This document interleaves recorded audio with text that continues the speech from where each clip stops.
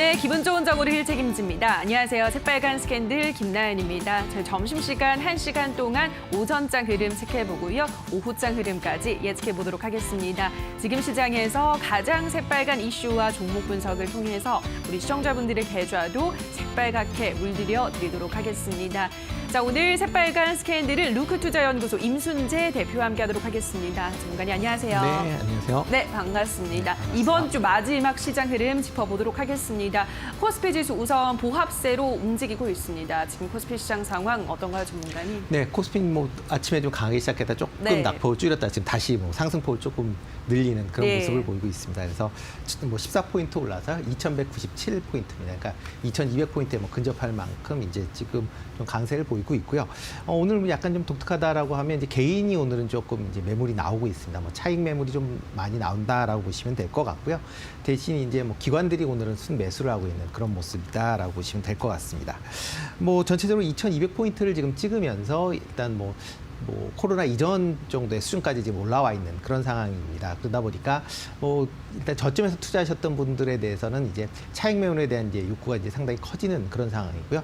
그러다 보니까 장 자체는 아마 조금 박스권 내에서 움직이지 않을까라는 생각이 좀 듭니다. 그러니까 한동안은 조금 박스권 내에서 움직이고요. 대신 이제 코로나19 관련된 이제 언택트 관련주들이 이제 그동안 상승세를 좀 견인을 하다가 최근 이제 조금 주춤하고 있는 상황이고요. 코로나 백신에 대한 얘기가 나오면서 지금 이제 그동안 못 올랐었던 경기 민감주 쪽으로 조금 매기가 이제 들어가는 그런 상황이기 때문에 시장 자체는 지수보다는 아마 개별 종목에 대한 이슈에 좀 더 민감하실 필요가 있지 않을까라는 생각이 들고요.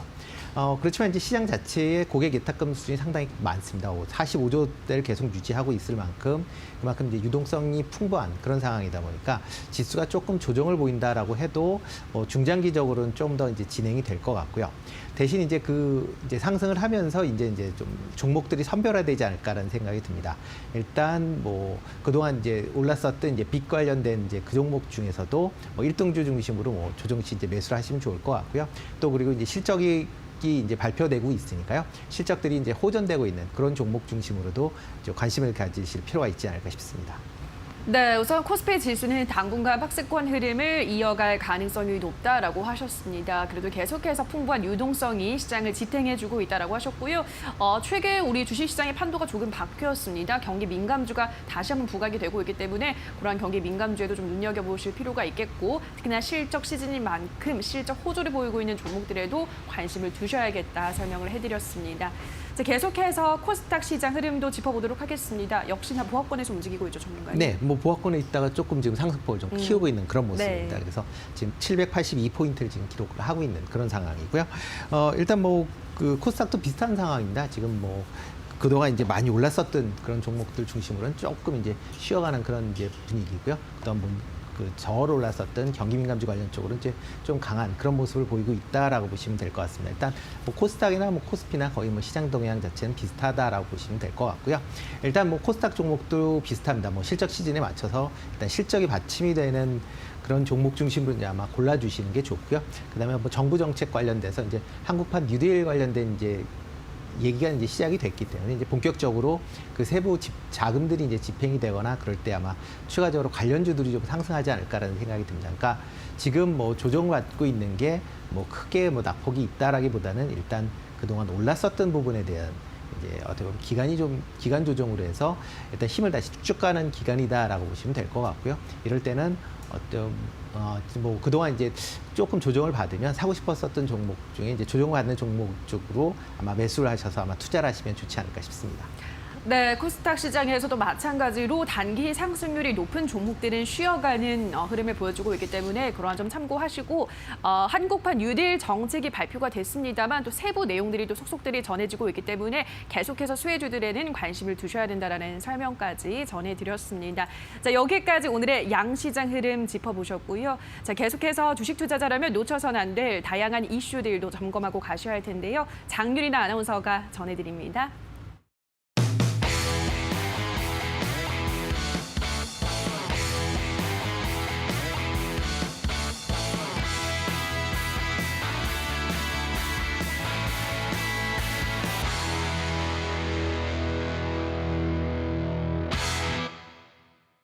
네, 네, 안녕하세요. 새빨간 이슈들 5가지 오늘도 준비해왔습니다. 오늘은 어떤 이슈들이 있는지 하나씩 체크해보겠습니다. 먼저 첫 번째 이슈는 해외 이슈가 될 텐데요. 미국 정부가 3차 북미 회담을 연이어 언급을 하고 있습니다. 관련 내용 잠시 뒤에 다뤄보겠고요. 다음 이슈는 대형 성장주에 퍼지는 버블주의보입니다. 코로나19 이후 언택트주들 각광받으면서 끝없이 올라갔는데요. 요즘에는 최근에 기세가 주춤한 모습입니다. 이를 두고 한켠에서는 대형 성장주 고점 논란이 한창인데요. PER이 너무 높아서 결국에는 조정장으로 갈 수밖에 없다라는 의견과 함께 아니다, 아직은 추세 상승이 가능할 것이다라는 의견도 있습니다. 이런 내용들 전문가님과 함께 다뤄보도록 하겠습니다. 자, 그럼 세 번째 이슈 넘어가 보겠습니다. 테마 이슈가 될 텐데요. 요즘 대세 그린 뉴딜 주도주의 업종은 어떤 것들이 있는지 파악해보는 시간 갖겠습니다. 오늘 오전인데요. 산업통상자원부가 한국판 뉴딜 종합계획 후속 조치를 위한 컨트롤 타워를 발족을 했습니다. 따라서 관련 뉴딜 안에서도 주도 업종들이 어떤 것들이 있는지 옥석 가리기가 한창인데요. 그와 관련된 내용도 전문가님과 함께 이야기해보겠습니다. 다음 이슈 넘어가 보겠습니다. 벌써 주가가 2배나 껑충 뛴 하반기의 부품주들의 강세에 대해서 이야기 나눠보고요. 다음으로는 불붙는 B2에 대해서도 이야기 전해드리겠습니다. 그럼 자세하게 해외 이슈부터 점검해 보겠습니다. 연이어 3차 북미 정상회담 가능성을 내놓으면서 회담의 여지를 강조하고 있는 미국 정부의 관계자와 전문가들이 현재 시간으로 16일 폼페이오 미국 국무장관이 폭스 뉴스 인터뷰에서 이렇게 말을 했습니다. 구체적인 북한과의 대화 여부를 밝히지는 않았지만 우리가 북한 비핵화라는 세계 목표를 향해서 갈 수 있다면 우리는 북미 정상이 만날 수 있는 방법을 찾아볼 것이다 라고 밝혔는데요. 민간에서 이런 이야기는 솔솔 나오고 있습니다. 우파 잡지 아메리칸 컨서터비브에 게재한 글에 따르면요. 미 정부가 북한의 새로운 제안을 검토하고 있다라고 밝혔습니다. 과연 북한과의 타결이 가능할 수 있을지는 추후 지켜보시기 바랍니다. 자, 그럼 다음 이슈 넘어가 보겠습니다. 자, 바로 테마 이슈가 될 텐데요. 코로나19 팬데믹으로 의료 장비주들이 강세를 보인 반면 하반기에는 한국판 뉴딜 관련주들이 오름세를 보일 것이다라는 이야기가 있습니다. 그 가운데서도 부품주들이 참 많은 전밋빛 전망들이 나오고 있는데요. 16일 한국거래소와 FNF의 가이드에 따르면 이달 들어 코스닥 시장 주가의 상승률 10위 가운데 4위 4곳이 관련 부품 기업으로 선정이 됐습니다. 특히나 휴대폰의 부품 관련인 DKT는 장중에 벌써 115%나 훌쩍 뛰어 올랐는데요. 이러한 이야기로 인해서 코스닥의 주도주로 자리매김이 될 것이다라는 이야기도 있습니다. 하지만 증권가에서는 펀더멘털을 꼼꼼히 따질 필요가 있다라는 주의도 있으니 참고해 주시기 바라겠습니다. 자, 그럼 마지막 뉴스도 점검해 보겠습니다. 불붙는 B2 신용 융자 잔고에 대한 내용이 되겠는데요. 개인이 주식을 사기 위해서 증권사로부터 빌린 금액, 즉 신용거래 융자가 7거래일 연속 증가를 하면서 13조 4,162억 원을 달성했습니다. 시장별로도 거래소 그리고 코스닥 역시도 지난 1998년 집계 이래 사상 최대치의 기록이 나타난 셈인데요. 이러한 현상은 개인이 주식이 지금보다 더 오를 것이다라는 긍정적인 강세로 인해서 신호로 베팅을 한 것으로 해석이 되고 있습니다. 코스닥 시장에서 신용거래 융자가 집중된 섹터로 보시면 셀트리온 헬스케어를 비롯해서 대부분이 바이오 업종이 실려 있는데요. 하지만 업계 안팎에서는 이런 이야기를 내놨습니다. 증권사들의 높은 이자율이 도마 위에 오르기 시작했다라고 하면서 이러한 리스크를 경계할 필요가 있다고 하는데요. 이러한 내용들도 잘 참고해 주시기 바라겠습니다. 지금까지 새빨간 이슈 5가지 점검해봤고요. 전문가님 좀 더 자세하게 분석 도와주시기 바랍니다. 네, 오늘의 새빨간 이슈들 확인하고 오셨습니다. 지금부터는 자세한 이슈 분석 들어가 보도록 하겠습니다. 코로나19 사태가 터지면서 언택트주로 각광받아왔던 성장주들 최근 기세는 좀 주춤합니다. 단기간에 급등하면서 과열이 됐다는 평가가 나오고 있는데요. 이들 종목이 지나치게 높은 주가 수익 비율, 즉 PER을 보이기 때문에 이제는 조정을 받을 것이라는 분석이 제기되고 있습니다. 전문가님, 다만 또 일각에서는 잠깐은 주춤할 수 있지만 또 중장기로 봤을 때는 성장할 것이기 때문에 오히려 지금 이렇게 조정을 받을 때 들어가는 게 좋다라는 의견도 있거든요. 어떻게 보세요, 전문가님은? 일단 저는 후자 쪽에 생각을 좀 후자. 갖고 있는데 생각을 갖고 있습니다. 네. 일단 지금 그 관련 종목들이 이제 많이도 올랐습니다. 예. 뭐 대부분 뭐 지금 보면 그 두세 배 정도 이제 오른 종목이 이제 대부분이다라고 보시면 될 것 같고요. 그 특히 이제 좀 많이 요즘에 이제 그 얘기 중에 이제 많이 나오는 것 중에 하나가 그 이제 언택트가 이제 성장하는 거에 비해서 이제 전체적으로 주가가 좀 많이 올랐다라는 얘기들이 많이 나왔습니다. 그러니까 대표적으로 이제 뭐 삼성 바이오로직스 같은 경우는 이제 PER이라고 그러죠. 이제 주당 이제 그 주가 비율이다 보시면 되는데요. 152배, 그다음에 뭐 셀트리온이 78배, 그다음에 카카오 같은 경우도 69배, 네이버도 이제 45배. 뭐 이렇게 전체적으로 많습니다. 그러니까 시장 전체적으로 본다라고 하게 되면 저희 지금 현재 PER 같은 경우 한 13배 정도 된다라고 보시면 되는데요. 그에 비해서 이제 상당히 어떻게 보면 고평가돼 있다라는 그런 이제 반론들이 많고요. 근데 이렇게 이제 고평가돼 있다는 거 반론을, 그러니까 돼 있다라는 이제 입장에 어떻게 보면 반론을 보인다라고 하게 되면 미국 같은 경우도 기술주들은 전체적으로 좀 고평가돼 있다라고 보시면 될 것 같습니다. 대표적으로 뭐 메가라고 불려지는 이제 4개 종목 같은 경우는 평균적으로 이제 30배가 넘는 그런 상황이고요. 특히 아마존 같은 경우는 뭐 일단 전일 조가로 하면 이제 143배 정도 된다. 그러니까 뭐 아마존도 143배 정도 되면 이제 상당히 좀 문제가 있는 거 아니냐라고 생각할 수 있지만 뭐 그렇지만 미국 시장 내에서 그게 크게 문제되지 않는 그런 상황이고요. 뭐 테슬라 같은 경우는 뭐 지금 분기당 적자를 보임에도 불구하고 뭐 주당 가격으로는 뭐 1,700불 정도가 되는 그런 상황이기 때문에 일단 어차피 이렇게 이제 성장주들이 고평가 논란에도 불구하고 이제 향후 성장성이 기대된다라는 거죠. 그러니까 과거에 이제 이런 고평가 논란은 2000년도 초반에 이제 IT 버블 때 한번 나왔었습니다. 그때 당시에 나왔었던 거는 이제 나스닥 100이라고 해서 이제 나스닥에 상장돼 있는 상위 100 종목에 대한 이제 PER이 그때는 73배였습니다. 그러니까 지금 상황으로 보면 PER 자체가 뭐 30배 정도 수준이기 때문에 뭐 그 정도까지 버블은 아니다라는 게 이제 전반적인 생각이고요. 또 하나가 이제 이렇게 높게 됐었던 이유 중에 하나가 기본적으로 그 시중의 유동성이 많이 풀렸다라는 겁니다. 이 시중의 유동성이 어디 이제 따로 투자처를 지금 찾지 못하는 상황에서 이제 주식시장으로 이제 몰려오기 때문에 이런 유동성 장세는 좀 더 이어지지 않을까라는 그런 생각이 좀 들고요. 그건 뭐 국내도 이제 비슷하다라고 보시면 될 것 같습니다. 뭐 국내도 뭐 예탁금 고객 예탁금 자체가 지금 이제 45조, 46조 이제 이 정도의 금액을 이제 보이고 있습니다. 그렇기 때문에 국내도 뭐 상당히 큰 그렇게 이제 유동성이 풍부하다라고 보시면 될 것 같고요. 그리고 이제 향후에 이제 성장 가능성을 이제 생각을 해본다라고 하게 되면 요즘에 이제 빅이라고 그러는 이제 바이오, 배터리, 그다음에 인터넷, 게임. 그리고 게임 이런 식으로 이제 그런 이제 4개 섹터군을 제외하고는 특별히 투자할 데가 없다라는 겁니다. 그러니까 따라서 이제 최근 들어 주가가 좀 많이 상승했기 때문에 그에 대한 이제 조정은 뭐 불가피한 상황이고요. 그렇지만 향후 전망으로 본다라고 하게 되면 이런 이제 빅 관련 종목들이 뭐 추가적으로 더 상승할 여지는 충분히 있고요. 대신 이제 모든 종목이 올라간다라기보다는 그 중에서 이제 핵심 종목 중심으로 아마 투자를 하시면 좋지 않을까라는 생각이 듭니다. 그래서 뭐 그런 핵심 종목을 고르신다라고 하게 되면 뭐 지금 조정을 보일 때 어떻게 보면 저가 매수할 수 있는 기회가 되지 않을까라는 생각이 좀 듭니다. 네, 알겠습니다. 워낙에 유동성이 풍부하기 때문에 그 빅이라 불리는 이 바이오, 또 인터넷 게임 이런 언택트 주들은 계속해서 추가 상승 여력이 충분하다. 지금 저가 매수할 수 있는 기회로 활용하시는 것도 좋겠다라는 설명 드렸습니다. 자, 다음 이슈로 넘어가 보도록 할게요. 정부의 그린 뉴딜 정책 발표로 수혜주들이 계속해서 움직이고 있습니다. 뭐 그린 모빌리티 관련해서 자동차 관련주, 또 신재생 에너지 관련주 등등 다양한 섹터에서 그 수혜를 받아내고 있는데요.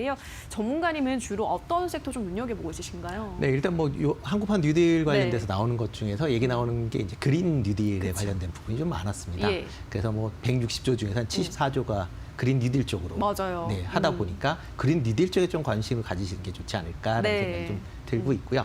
그런 그린 뉴딜 중에서 어떻게 보면 핵심이다라고 하는 거는 이제 신재생 에너지 관련 부분이 아닐까라는 생각이 좀 듭니다. 특히 뭐 태양광이나 아니면 뭐 수소 연료전 수소 경제나 이런 쪽으로 아마 지금 좀 각광을 받고 있는데요. 이런 쪽으로도 조금 관심을 가지실 필요가 있지 않을까라는 그런 생각이 좀 들고 있습니다. 하다 보면 이제 그 그린 뉴딜 관련돼서 이제 그 여러 이제 업종이 좀 겹치는 업종들이 많습니다. 특히 이제 그 방금 말씀드렸던 이제 태양광 산업 같은 경우도 지금 뭐 그린 리모델링, 그린 스마트 스쿨, 그다음에 신재생 에너지 이렇게 뭐 세 개 그 쪽으로 이제 조금 걸려 있다라고 보시면 될 것 같고요. 그다음에 리모델링 관련 쪽으로도 지금 뭐 그린 리모델링, 그린 스마트 스쿨 뭐 이런 쪽으로도 이제 그 주제에 이제 걸려 있다라고 보시면 되고, 수소 같은 경우도 이제 그린 모빌리티, 또 그다음에 이제 신재생 에너지 보급, 이제 이런 식으로 해서 이제 여러 개가 이제 겹쳐져 있는 사업들이 좀 있습니다. 그런 사업들 쪽 분으로 좀 관심을 기울이실 필요가 있을 것 같고요. 그 중에 조금 제가 이제 관심 있게 보는 건 이제 태양광 분야하고 이제 수소 연료 전지 분야인데요. 태양광 같은 경우 이제 조금 이제 관심 있게 보셔야 될 게, 전에도 한번 말씀을 드렸는데, 하나솔루션입니다. 하나솔루션 같은 경우에는 뭐 단순히 뭐 태양광 관련된 부분이 뭐 현재 뭐 태양광 모듈로는 뭐 세계에서 제일 큰 회사다라고 보시면 될 것 같고요. 그리고 외에 이제 OLED에 들어가는 이제 블루라이트 관련 부품도 지금 뭐 거의 독보적인 이제 기술력을 갖고 있는 그런 회사입니다. 그래서 뭐 태양광뿐만 아니라 OLED 관련 쪽도 같이 있는 그런 거니까 뭐 하나의 게 아니라 이제 여러 군데에 이제 호재성 재료를 갖고 있는 기업에 좀 관심을 기울이실 필요가 있고요. 그 다음에 또 하나는 이제 S에너지입니다. S에너지 같으면 이제 태양광 관련 이제 발전소를 중심으로 한 이제 솔루션을 공급하는 회사다라고 보시면 될 것 같습니다. 국내외로 이제 그 발전소 이제 태양광 발전소에 지금 관리하고 있는 규모가 이제 500메가와트 정도 된다라고 보시면 됩니다. 그러니까 우리나라에서 1년 정도 뭐 증가하는 그 태양광 수준이 한 1기가와트 정도 되니까 뭐 전 세계적으로 뭐 500메가와트 정도 갖고 있는 그런 회사여서, 향후 이제 태양광 관련된 발전 얘기가 나온다라고 하게 되면 조금 이제 관심을 보여주실 필요가 있을 것 같고요. 마지막으로 하나 본다라고 하면 이제 그 수소전지 관련돼서 이제 두산 퓨어셀입니다. 두산 퓨어셀 같은 경우에는 뭐 수소 연료전지로 해서는 뭐 국내 시장 점유율 한 80% 정도 되고요. 세계적으로도 뭐 기술력을 인정받는 회사이기 때문에 수소 연료전지 관련 쪽으로는 아마 관심을 기울이실 필요가 있지 않을까 싶습니다. 네, 전문가님은 그린 뉴딜, 그중에서도 태양광 또 수소 관련주에 주목을 해보자 설명드렸습니다. 자, 마지막 이슈 짧게 가보도록 하겠습니다. 금융투자협회에 따르면 지난 14일 기준 신용융자 잔고가 13조 원대로 사상 최고치를 경신했습니다. 그중에서도 특히 제약바이오주 쪽으로 많이 몰려들고 네, 있다고 그렇습니다. 하더라고요. 네. 이러한 상황 어떻게 보세요, 전문가님? 네, 뭐 말 그대로 빅이라고 해서 이제 네. 그 업종으로 좀 많이 몰렸다라고 보시는 게 좀 맞을 그쵸. 것 같고요. 일단 뭐 신용 자체가 이제 어떻게 보면 레버리지를 일으켜서 좀 더 많은 수익을 예. 뭐 추구하는 그런 뭐 제도다 보니까 그 되는 종목으로 좀 많이 몰렸다라고 보시면 될 것 같습니다.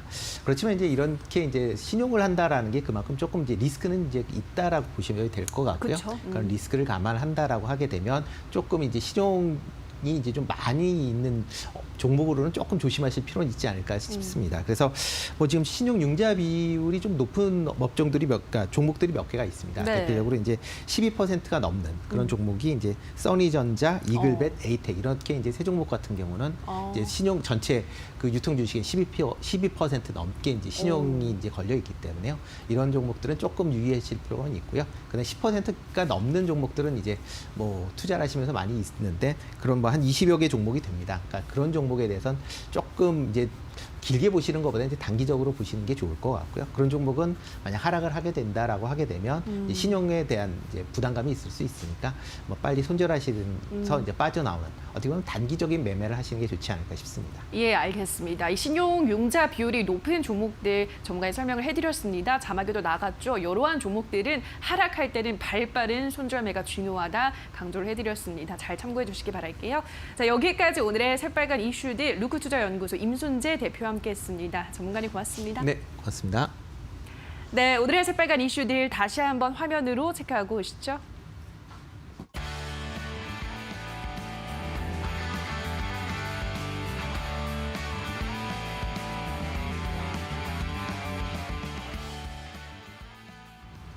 네, 계속해서 주식시장의 맥을 짚고 이슈가 우리 시장에 주는 영향까지 한 번에 빨간 펜으로 체크해보는 시간입니다. 자, 오늘은 하반기 스마트폰의 동향을 점검해보는 시간 가져보도록 할 텐데요. 김민수 대표의 빨간 펜 주목해보시죠.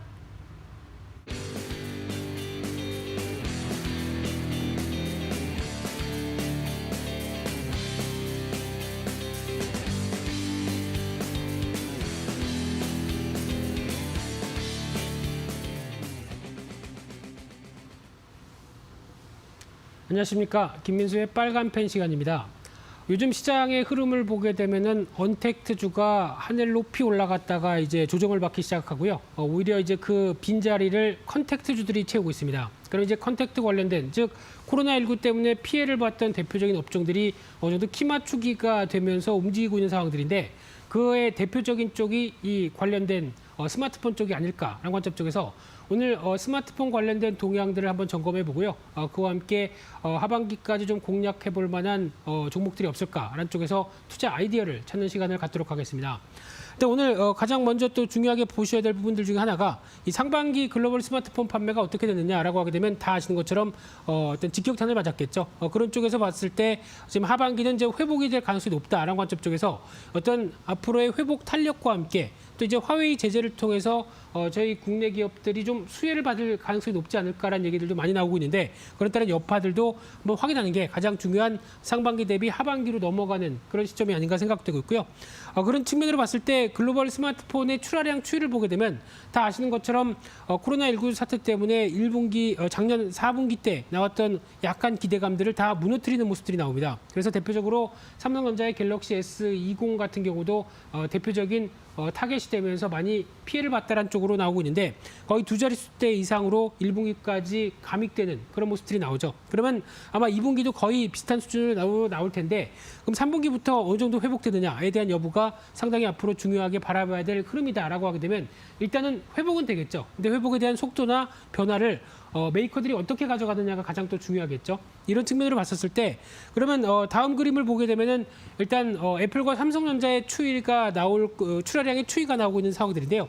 먼저 이쪽이 애플입니다. 애플 같은 경우 일단 올해 3, 4분기부터 빠르게 회복할 것이다라는 기대감이 상당히 높은데 하지만 좀 장기적인 전망으로 보게 되면 이 성장세가 한 2021년 그리고 2022년 가게 되면 올해 보여줄 기저효과 빼고는 그렇게 크게 나오지 않는 가운데 어떤 하향화가 될 것이다라는 관점들이 상당히 높고요. 여기서 이제 프리미엄 폰 관련된 쪽에서 애플이 어떤 전략을 쓰느냐에 대해서 아직까지 좀 의문이다. 즉 폴더블이라든가 5G라든가 이쪽에 대해서 제대로 대처할 수 있겠느냐라는 쪽에 의문감이 살짝 드는 상황들인데 마찬가지로 삼성전자 같은 경우는 일단 가파르게 하반기에 회복될 것이다라는 기대감이 상당히 높은데 이제 하반기 들어서 2021년, 2022년도 같은 경우는 일단 좀 정책 쪽에 무게를 두고 있죠. 그런 관점으로 보게 되면 아직 애플보다는 좀 낫지만은 이제 앞으로의 관건은 어떤 새로운 주도를 할 만한 트렌드를 어떻게 만들어가느냐 이 부분이 가장 큰 관건이 아닐까라는 생각이기 때문에 오히려 그나마 애플보다는 낫지 않겠느냐라는 관점 쪽에서 시장은 바라보고 있다고 봐야 될 것 같고요.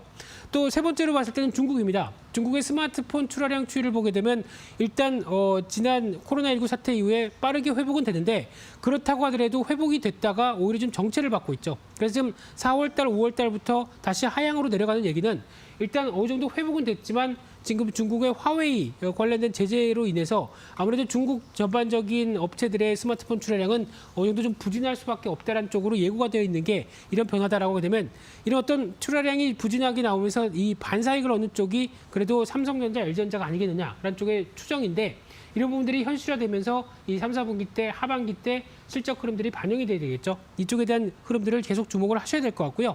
그렇게 되면은 일단 또 하나 상반기 같은 경우는 대세가 가성비 스마트폰이었습니다. 특히 애플의 아이폰의 SE2 이쪽이 나오기 시작하면서 아무래도 시장에서 점유율을 끌어올리는 데 목적을 많이 뒀다라는 쪽으로 보여지고 있는데 특히 애플 같은 경우는 가장 중요한 게 서비스 쪽에 지금 주목을 하고 있죠. 그러니까 즉 하드웨어는 계속 어떻게 보면은 낮은 가격에 마진을 거의 안 남기고 팔겠다라는 쪽에서 점유율을 유지하면서 수익성은 오히려 어떤 서비스 쪽에 주도를 하겠다는 전략들이 상당히 컸고요.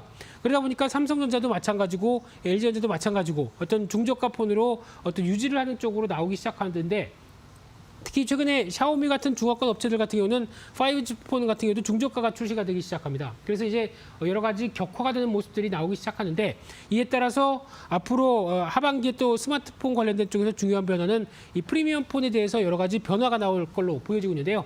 가장 먼저는 8월 초에 갤럭시 노트 20이 나오기 시작하면서 아무래도 시장에서 바라보는 것보다는 좀 빠르게 그래서 갤럭시 S20의 부진을 메우겠다는 쪽의 기대감이 상당히 높은 상황들이고요.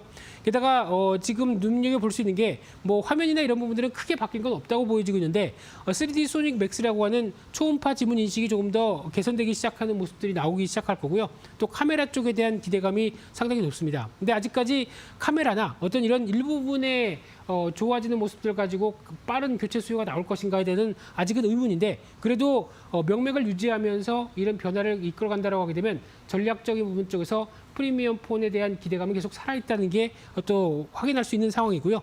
게다가 또 중요한 게 폴드 시리즈죠. 그래서 폴드 시리즈 3종 그리고 또 갤럭시 S20 FE 이런 쪽으로까지 나오면서 특히 폴드에 대한 여러 가지 시각들이 상당히 기대감이 커지는데 특히 눈여겨볼 수 있는 게 폴드 라이트가 아닌가 생각됩니다. 즉 폴더블 폰도 어느 정도 보급화를 시키기 위해서 가격을 떨어뜨리고 어느 기능을 좀 제한시키긴 하겠지만은 그래도 좀 지금처럼 보여지는 즉 접히면서도 대형 화면의 장점을 갖고 있는 여러 가지 변화를 끌고 가겠다는 쪽에서 아마 시장 침투를 좀 더 확대될 수 있는 그런 변화가 나오지 않느냐라는 관점 쪽에서 봤을 때 만약에 이 갤럭시 폴드의 라이트 정도쯤으로 어느 정도 빠르게 확산되기 시작한다라고 하게 되면 그거 관련된 기대감들이 상당히 높아지겠죠. 이 부분도 체크를 할 필요가 있을 걸로 보여지고 있고요.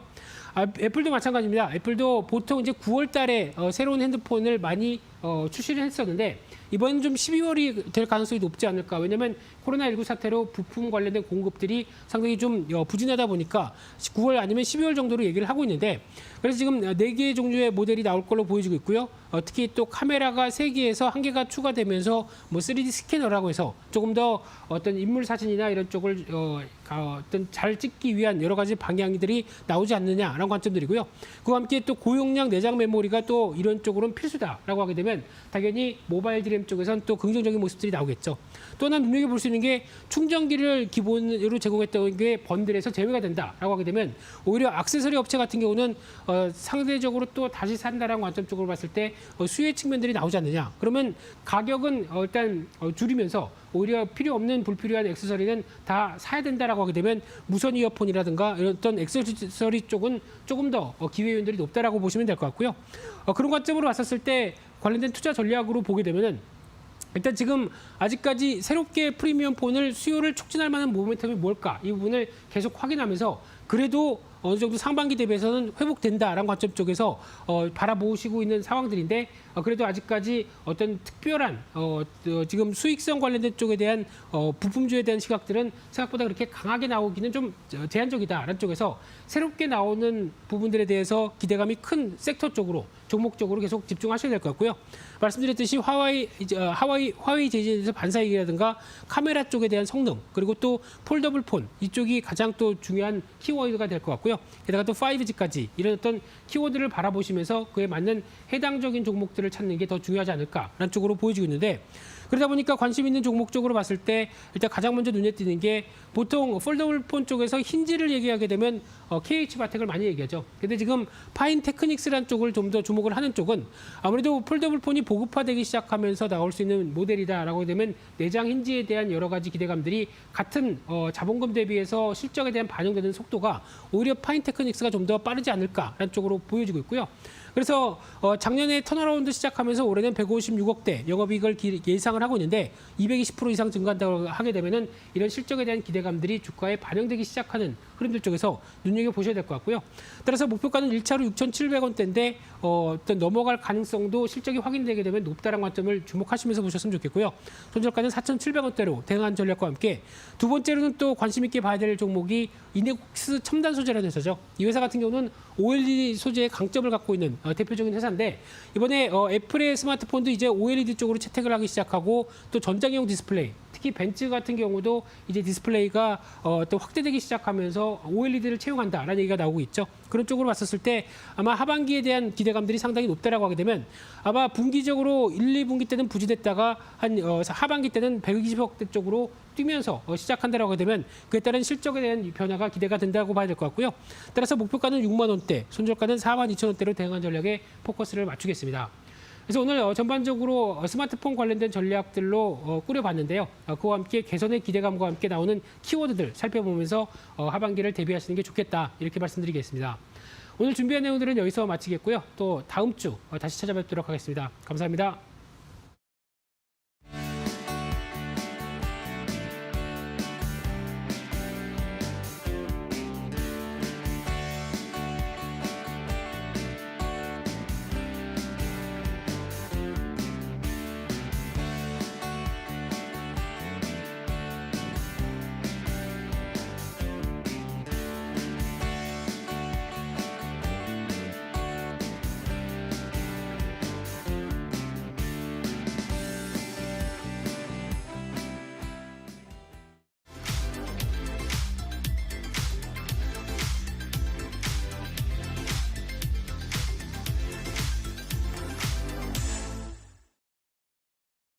네, 오늘 김민수 대표의 빨간펜 시간에서는 하반기 스마트폰 시장의 동향 점검해보는 시간 가져봤습니다. 다만 저희가 방송에서 전해드리는 내용은 투자 판단에 대한 조언일 뿐이라는 점 유의해 주시고요. 자, 그렇다면 오늘 오전장 우리 투자자분들은 어떤 종목에 주목하셨을까요? 인기 검색 상위에 랭크된 새빨간 종목들 지금 바로 만나보시죠. 먼저 10위에는 삼성전자옵니다. 오늘장 강보합세 보여주고 있습니다. 오늘 공기청정기 테마주들 상승하는 가운데 9위의 카스 오늘장 20% 넘는 급등세 나타내고 있습니다.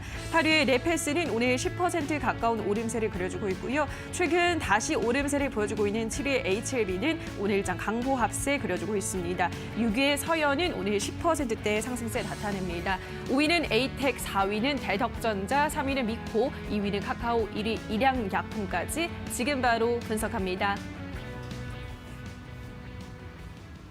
네, 지금부터는 100% 리얼입니다. 한 포털 사이트 종목 토론방에 실시간으로 올라오는 글을 보면서 전문가의 종목 분석까지 들어보는 시간인데요. 자, 오늘은 황민혁 전문가와 함께하도록 하겠습니다. 전문가님 안녕하세요. 네, 안녕하십니까. 네, 반갑습니다. 바로 5위부터 만나보도록 하겠습니다. 5위는 에이텍입니다. 이재명 경기도지사가 어제 대법원에서 무죄 판결을 선고받았습니다. 그러면서 전거래일까지는 모든 관련주들이 올라갔었는데요. 오늘은 관련주들의 등락이 엇갈리고 있습니다. 이 종목은 소폭의 하락세를 나타내고 있는데요. 저는 그래서 여기서 스탑 들어보도록 하겠습니다. 전문가님의 의견은요? 네, 제 의견도 스탑입니다. 네, 함께 스탑 들면서 토론방 체크해보도록 하겠습니다. 에이텍에 대한 의견입니다. 고점에 물림, 이왕 물린 거 분할 매수로 간다. 평단 낮춰서 한 방을 노리는 거지. 내가 보기에 내년 2월까지는 꾸준히 내리막길이다. 내년에 다시 들어올게. 대선 이슈는 계속된다. 저점에서 추가 물량 확보가 우선이라고 다양한 엇갈린 의견들을 보여주셨습니다. 첫 번째 글부터 볼게요. 고점에 물렸다. 이왕 물린 거 분할 매수로 간다라고 하셨는데 평단을 낮추겠다는 전략 어떻게 지금 유효하다 보시나요? 네, 만약에 주가가 네.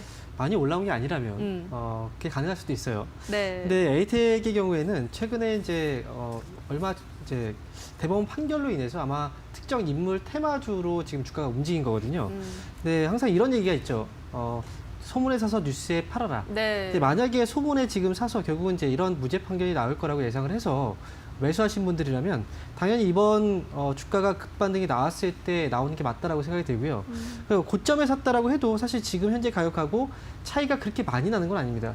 굳이 여기서 추가 매수해서 분할로 접근하시기보다는 차라리 주가가 하락이 나오기 시작하면 무섭게 나오거든요. 그렇기 때문에 저는 지금은 분할 매수할 때가 아니다.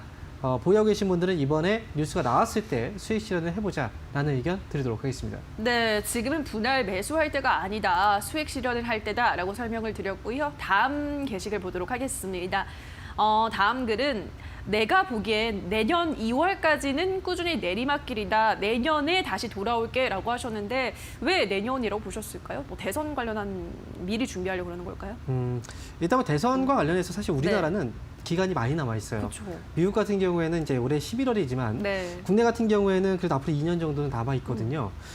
내년을 생각한다. 내년도 사실 좀 빠르다고 생각을 하는데 이렇게 생각하시는 분들은 아마 이런 내용 때문일 거예요. 이미 이제 대선과 관련해서 주가가 올라가기 시작할 때는 워낙에 강하게 오르기 때문에 그렇기 때문에 그 전에 한번 잡아놓고 기다리겠다라는 생각을 하신다면 차라리 주가가 많이 빠졌을 때는 이런 전략은 나쁘진 않아요. 네. 그래서 지금 이제 에이텍 같은 경우에는 만약에 나중에 지금 매수를 접근하겠다 하시면 10,000원 정도 아래까지 내려온다면 차라리 그때는 한 번쯤은 이제 볼만한 그런 기업입니다. 하지만 이렇게 갑작스럽게 많이 올라온 때 다시 거품이 빠지게 되어 있거든요. 왜냐하면 기간이 상대적으로 많이 남아있기 때문에. 그래서 지금 보유하고 계신 분들은 당연히 수익 실현을 하시는 게 맞고 만약에 내년에 이 10,000원 아래로 내려와 있다면 아마 시간적인 부분은 좀 투자를 해야 되겠지만 시간을 기다린다라 생각하시면 충분히 매력적인 가격이 아닐까 이렇게 또 생각을 해볼 수가 있겠습니다. 네, 다시 또 관심을 가지실 거라면 10,000원대로 좀 떨어졌을 때 그때는 뭐 저가 매수 노려보셔도 괜찮다라는 설명 드렸습니다. 오늘의 4위 만나보겠습니다. 4위 종목은 대덕전자입니다. 2차 전지 수혜주로 꼽히는 이 종목 오늘 장 초반부터 상승하고 있습니다. 신규 비메모리 반도체 시장 확대에 대응하기 위해서 900억 원 규모의 신규 시설 투자를 결정했다는 공시에 오늘 장 상승하고 있는데요. 저는 고 들어보도록 하겠습니다. 전문가님의 의견은요? 있거든요. 네, 저도 코입니다. 네. 같이 고 들면서 토론방 체크해 보도록 하겠습니다. 대덕전자에 대한 의견입니다. 거래량이 조금 줄었구만. 일단 익절로 오늘은 마무리. VI 걸리면 다시 온다. 오늘 그냥 7% 상승으로 마무리하고 다음 주에 제대로 달려보자. 다음 주까지는 홀딩. 13,000원 넘으면 매물도 얼마 없다. 다음 주에 땅 차고 후회하지 말고 담아라라고 하셨습니다. 땅 치고. 첫 번째 게시글부터 볼게요. 거래량이 조금 줄었다라고 하셨거든요. VI 걸리면 다시 온다라고 하셨는데 일단 대덕전자 전문가님 어떻게 보세요? 네, 일단 뭐 지금 대덕전자는 원래 대덕전자에서 대덕이라는 회사하고 그다음에 대덕전자라는 회사하고 사업부가 분할이 됐어요. 이제 실질 사업부가 대덕전자를 가지고 왔고요. 그리고 지금 대덕전자의 경우에는 이제 사업부를 가지고 온 회사이기 때문에 아무래도 네. 분할 상장되고 나서 시장에서의 관심이 뜨겁습니다. 그런데 이번에 이제 대규모 투자 소식이 나왔어요. 근데 대덕전자는 이제 어찌 보면 신규 상장주하고 또 비슷하게 우리가 대응을 해볼 필요는 있어요. 네. 지난 이제 2020년 이제 5월 달에 상장되고 나서 이제 주가가 계속 내리막길을 걸었다가 최근 들어서 이제 오르막길을 걷기 시작했거든요. 거래 같은 경우에도 이제 많이 순차적으로 거래가 나오기 시작을 했는데 중요한 건 항상 이 기업이 과거 이제 대덕전자 하나의 회사일 때하고 지금 분할됐을 때하고 좀 다르다는 겁니다. 시장에서 어떻게 평가가 다시 재평가가 될지는 모르겠지만 이런 변동폭, 어디 가격대까지 올라갈 수 있다, 또 어느 가격대 매물대가 있다 이런 것 자체가 없거든요. 그렇기 때문에 올라가게 된다면 또 시세가 강하게 올라갈 수도 있어요. 하지만 여기서 빠지게 된다면 역시 하락이 좀 커질 수가 있다는 점 꼭 명심을 하셔야 되겠고요. 저는 이 기업은 쭉 끌고 가는 전략보다는 트레이딩 전략이 맞다라고 생각이 들어요. 앞에서 이제 댓글에서도 거래가 줄었다. 거래가 늘면서 주가가 또 탄력받으면 그때 오겠다. 사실 이런 식으로 트레이딩을 하시는 게 맞다라고 저는 생각이 들어요. 그렇기 때문에 손절가의 경우에는요. 어떤 식으로 잡을지를 이제 고민을 해봐야 되는데 저는 이제 12,000원 정도로 손절가 대응하시고요. 위쪽으로 올라갔을 때는 단기로 트레이딩 전략을 구사한다면 13,000원 넘어갔을 때 한번 수익 실현 하시고 또 눌렸을 때 한번 접근 그리고 또 올라갔을 때 팔고 이런 식으로 접근하시는 게 좋다라고 말씀드리도록 하겠습니다. 네, 대덕전자는 12,000원 손절가로 설정을 하시고 13,000원 넘었을 때 수익 실현 또 떨어지면 매수 이런 전략을 구사해 보시라 설명해 드렸습니다. 다음 종목 만나볼게요. 오늘의 3위는 미코입니다. 이 종목이 오늘자 20%대 급등하고 있습니다. 일단 저는 왜 올라가는 건지 잘 몰라서 스탑을 들어보도록 하겠습니다. 전문가님 의견은요? 네, 저는 스탑입니다. 알겠습니다. 함께 스탑 들면서 토론방 체크해 보도록 하겠습니다. 미코에 대한 의견입니다. 12,300원에 매도 완료, 11,500원 다시 기다려본다. 내가 10번도 넘게 강조했다. 목표가 10만 원 무조건 잡고 지켜보라고. 무조건 간다. 3월부터 진득하게 기다린 보람이 오늘 터지네요. 기다리느라 진짜 힘들었다. 영원히 안녕 미코라고 하셨습니다. 10번도 넘게 강조하신 분의 글을 보도록 하겠습니다. 목표가 10만 원 잡고 지켜보라라고 하셨는데 어떻게 보세요, 전문가님? 제가 볼 때 회사 관계자입니다. 네, 저 정도면은 회사 관계자가 아니면 네. 저렇게 얘기를 못해요. 근데 미코가 왜 주가가 올라갔느냐 네. 이 부분을 보게 되면은 처음에는 이제 관계사 쪽에서의 코로나 이제 진단 키트 관련된 이슈로 한번 올라왔고요. 그리고 이제 최근에 다시 한번 또 주목받고 있는 건 이제 수소차 이슈로 지금 주가가 또 올라가는 거거든요. 결국은 테마성으로 주가가 움직이고 있다라고 보셔야 돼요. 그래서 댓글들을 보니까 12,300원에서 정리했다. 그리고 내려오면 팔아야 되겠다. 일단 정리 잘하셨고요.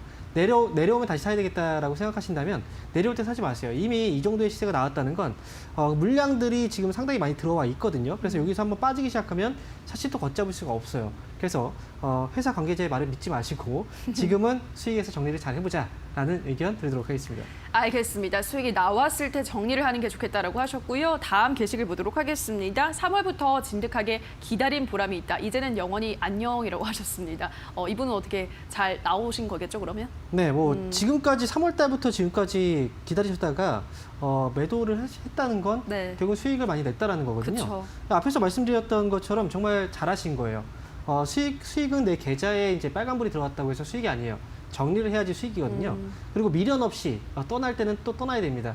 네, 역시 영원히 안녕 믿고 좋은 말이라고 생각이 들어요. 예. 잘 떠나셨고요. 그리고 수익 축하드립니다. 알겠습니다. 잘 이별을 하셨다라고 설명드렸습니다. 이제 오늘의 2위 만나볼게요. 2위는 카카오입니다. 카카오가 37만 원 고점을 찍고 최근에는 하락하고 있습니다. 오늘은 조금의 상승세를 보여주고 있는데요. 한 32만 원 선에서 주가 거래되고 있습니다. 저는 다시 또 올라가지 않을까? 고 들어보도록 하겠습니다. 전문가님의 의견은요? 네, 엇갈렸네요. 저는 스탑입니다. 여기서 엇갈렸네요. 전문가님은 스탑 외치면서 카카오 토론방 체크해 보도록 하겠습니다.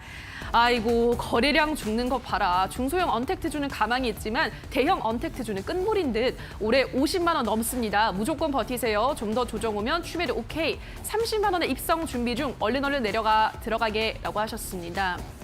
같이 한 번에 묶어서 볼게요. 50만 원 올해 넘는다는 분이 있습니다. 무조건 버티라는 분이 있으시고요. 그래서 30만 원의 입성을 준비한다는 분도 계십니다. 카카오 어떻게 전망하세요, 전문가님? 사실 카카오라는 기업을 얘기를 하기가 사실 좀 조심스러운 부분이 있어요. 그래요? 왜냐하면 본연의 가치를 이미 뛰어넘었거든요. 이렇게 이제 주가가 과도하게 좀 수급이 몰리고 이렇게 시세가 나기 시작하면 사실 많이 올라가는 경우가 있어요. 지금도 많이 올라왔지만. 네. 그런데 한 가지 제가 생각을 해보면 이 카카오라는 기업의 이제 과거 주가를 봤을 때 이 기업도 과거부터 계속해서 성장을 해왔던 기업이고 시장에서 관심이 꽤 많았던 기업이거든요. 그런데 과거의 고점들을 다 뛰어넘고 지금 엄청나게 상승이 나왔다는 거죠. 그렇다고 한다면 이번에 코로나19로 인해서 분명히 수혜주로 거론이 됐고 그다음에 가장 대장주의 역할을 또 해왔던 그런 기업이기도 합니다. 그렇다고 한다면 이번이 지나고 나면 과연 이 주가를 또 언제 볼 수 있을까? 이 부분이 저는 사실상 좀 우려스러운 부분이에요. 그래서 지금 개인 투자자분들의 경우에는 1년이고 2년이고 기다렸을 때 다시 한번 올라올 수 있고 그 가격에서 나올 수 있다. 그런 희망이 있다면 사실 매수를 해도 돼요. 하지만 지금 이 정도의 좀 과도한 주가 상승은 1년, 2년 나중에 주가가 빠지게 된다면 1년, 2년 후에 다시 보기도 사실상 힘들 수가 있어요. 엄청나게 힘들다는 거죠. 그러니까 지금은 트레이딩 할 만큼의 어떤 그 빠른 시세가 나오는 기업도 아니고 굳이 지금부터 분할 매수를 하거나 아니면 밑에 싸다라고 해서 매수를 하거나 이런 식의 전략은 저는 아니다라고 생각을 하고 있기 때문에 저는 스탑 의견을 드리도록 하겠습니다. 네, 어쨌든 그 본원적인 가치보다는 조금 주가가 많이 단기간에 올라갔다라는 설명을 하셨는데 그러면은 30만 원 입성하는 거는 좀 무리라고 보세요, 전문가님? 네, 저는 무리라고 생각을 하고요. 그리고 특히나 카카오의 경우에는 해외 쪽에서 매출보다는 거의 대부분의 내수 쪽에서의 매출이거든요. 이 부분 역시도 앞으로 더 크기에는 조금 넘어야 될 산들이 좀 많이 있습니다. 이 부분까지 고려해 본다면 30만 원 주가 빠지게 된다면 30만 원보다 더 빠질 수도 있다. 이 부분은 좀 간과해서는 안 됩니다. 알겠습니다. 한 줄 평을 또 그동안 고생 많았다라고 하셨으니까 카카오는 한번 좀 주의를 해서 앞으로 흐름을 지켜보시기 바랄게요. 자, 바로 오늘의 1위 만나보도록 하겠습니다. 일양약품입니다. 코로나19 치료제 라도티닙의 임상 3상 최종 단계 진입했다는 소식에 강세를 나타내고 있습니다. 이 종목은 지난 5월에 러시아 정부로부터 코로나19 치료제 개발 임상 3상을 승인 받았는데요. 해외에서 이렇게 코로나19 치료제 국내 신약이 승인을 받은 건 처음이라서 주목을 받았고 급등을 했습니다. 다만 오늘 회사 측 관계자는 사실을 알 수가 없다. 이미 그 러시아 제약사 알팜에 일임을 해서 진행 상황을 제대로 알 수 없다. 사실 무근이다라는 입장을 밝히긴 했는데요. 저는 그래서 일단 스탑을 들어보도록 하겠습니다. 전문가님의 의견은요? 사실 최초의 어떤 한국 기업이다. 정말 좋은 뉴스죠. 네. 하지만 저는 역시 스탑입니다. 알겠습니다. 같이 스탑 들면서 토론방 특해 보도록 하겠습니다. 일양약품에 대한 의견입니다. 더 갈 줄 알고 77층에 자리 잡았는데 이게 뭐야? 또 손절해야 하나? 휴. 임상 사실무근 기사 떴다. 6만 5천 원까지 수직 낙하 폭포 시전 초읽기. 오르는 건 2시간, 내리는 건 20분. 인생 무상이다라고 하셨습니다. 첫 번째 글 볼게요. 6만 5천 원까지 수직 낙하할 거다. 사실 묵은 기사가 떴기 때문에 어떻게 보세요, 전문가님?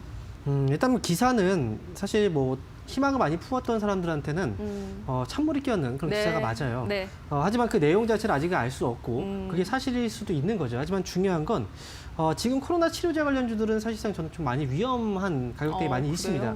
왜냐하면 본연의 그 어떤 기업의 가치가 아니라 이거 결국은 이제 거품이라고 표현을 할 수밖에 없어요. 만이 그만큼 시장에서 어떤 종목을 살까? 지금 빨리 수익이 내야 될 것 같은데 여기서 소외를 당하면 안 되는데 그러면 지금 치료제 관련주들을 지금 많이 올라가니까 사야 되겠다. 이런 식으로 매수하다가 하루 이틀만 해도 마이너스 30%, 40%까지 이렇게 손실하시는 분들이 많거든요. 저는 일양약품 같은 경우에는 지금 매수 가격하고 현재 가격대하고 차이가 그렇게 많이 나지 않는다면 저는 차라리 이 종목 말고 좀 낮게 아직까지 이제 조금씩 올라오려고 하는 대형주들 쪽으로 매수를 해서 가져가시는 게 오히려 낫지 않을까 이렇게 의견을 드리도록 하겠습니다.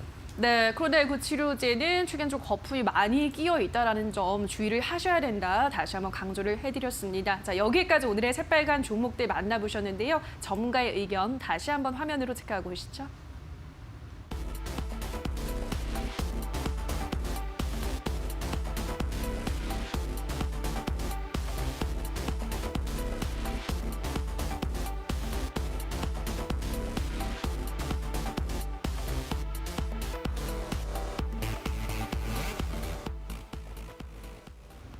네, 끝으로 오늘 전문가가 뽑은 가장 핫한 관심주 만나보도록 하겠습니다. 전문가님 어떤 종목 가지고 오셨나요? 네, 오늘 말씀드릴 기업은요.